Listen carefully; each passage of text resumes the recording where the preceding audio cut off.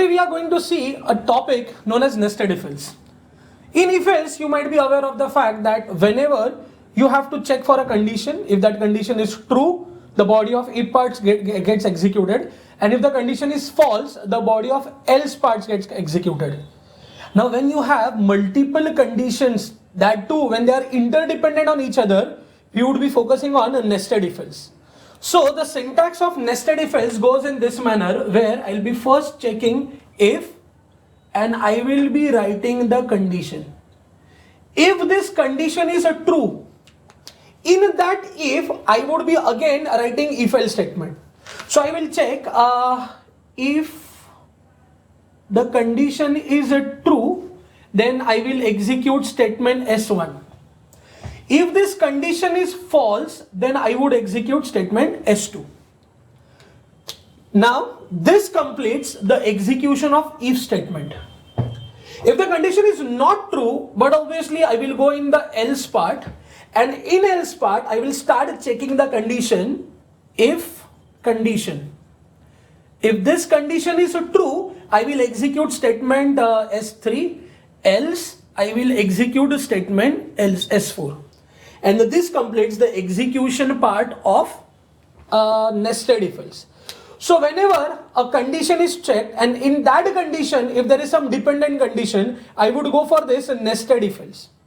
Overall, the flow chart of nested if else goes in this particular manner, where I'll be first checking the condition, say condition C1. If this condition is true, I will further check one more condition, if C2. If this condition is true, I will execute statement S1, or if it is false, I will execute statement S2. If the condition is false, then in that case, I would check one more condition. So if condition C3. If this condition is true, I will execute statement S3. If this condition is false, I would execute statement S4. So in this manner, nested if else gets executed. But friends, when there are many nested conditions or many conditions that we need to check, nested if else somewhat gets complicated, and hence further we go for something known as else if ladder. So how this else if ladder works, we would first check if condition. If this condition is true, I will execute a statement S1. But if this condition is not true, I will go in the else part, and again I will check for a condition. So I have right now multiple conditions. If this condition is true, I would execute S2. If this condition is not true, again I will go in the else part and I will check for new condition. Now if this condition is true, I will execute S3. But if this condition, none of the condition is true, I will go in the else part and I will execute the last default statement. So this is overall working of else if ladder.